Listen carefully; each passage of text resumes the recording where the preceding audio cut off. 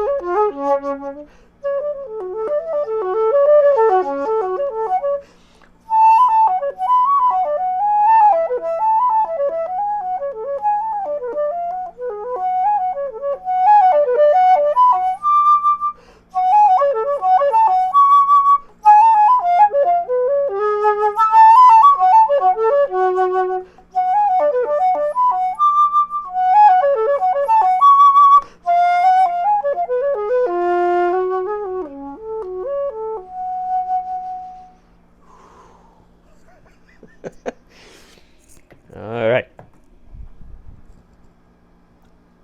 I made mistakes all over the place. And I'm not talking about notes or rhythms, although you can probably find it in the recording. I'm talking about just the nature of being human. One of my students asked me today, what happens if you do something wrong on stage? And he was about 5 or 6 years old. And I said, well, you know me. At first I joked. I said, well, the curtains come down, they turn on all the lights, and then, oh boy, and then they bring it. And he was like, oh, really? I was like, no, it's not like that at all. We're all human and we're all flawed. And the pursuit of music is the pursuit of something greater than ourselves. It's something that we aspire to, not something that we're judged by other people in this life. Don't let anybody convince you of that. And you'll be on a very, very high path in this musical life. So let's cast away all the blips and mistakes and focus on what our ideal is for this piece. What is it that we're being challenged on? If you've never heard of this piece is filled with something called upper and lower neighbors. An upper neighbor is what I also refer to as a musical triangle. It's a pitch like the letter A, and it goes to the second scale degree, the step above, which is the B. And then it goes back down to A. You get it? It's a musical triangle. A, B, A. There you go. That's called an upper neighbor. And a lower neighbor is when you go to the 7th scale degree, the note in the scale before the note. So we have A, the note before A is G sharp, diatonically. So we have this lower triangle, a lower neighbor. This piece is filled with them. And why did Andersen do this? Well, I guess that he did this because it's very, very common in music. And as you go forth in your musical journey and start studying your pieces, some that have been written in the past and some yet that have been to be written, horrible sentence, some that are not written yet, you will be able to identify, aha, there's an upper neighbor, aha, there's a lower neighbor. And I've done more than my fair share in Andersen Opus 33, number 8. So that's just the general idea. It's upper and lower neighbors all over the place in many, many different positions on the flute. So you get practice in the more difficult ranges. What do I want you to focus on? as you get to the ends of the phrases, I want you to crescendo down to the lower notes of our instrument.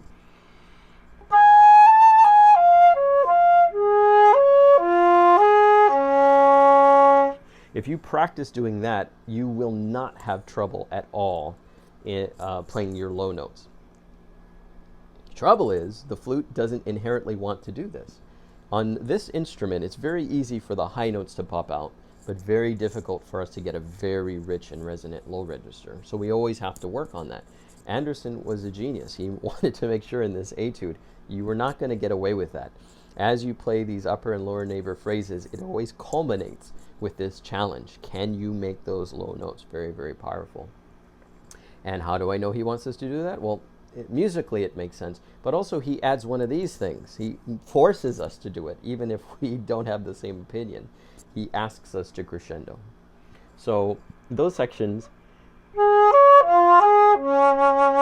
go down and skip all of the upper and lower neighbors as your first task. Go through the piece and find those measures where you have to dig deep for a focused tone in the low register.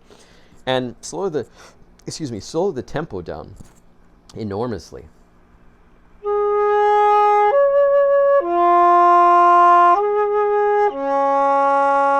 With vibrato as well.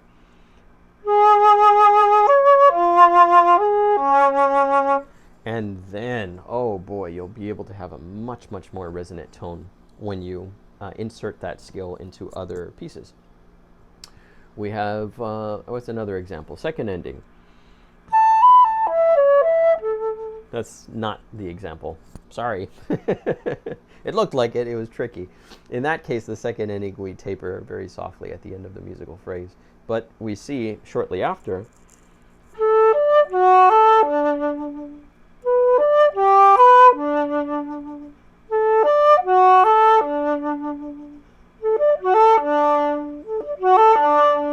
just going through the piece, scanning.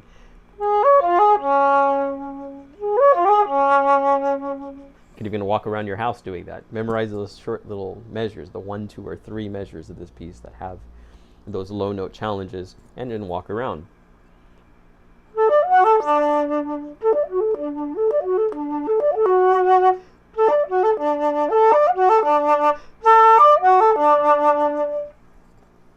You'll be very, very thankful that you did that.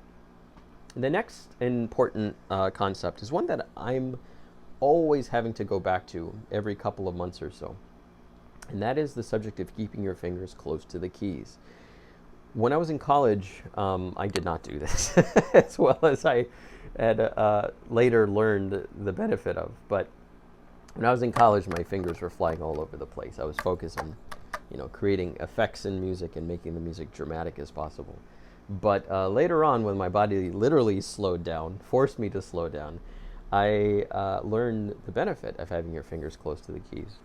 Let's see if you can hear the difference between the two. And number 2.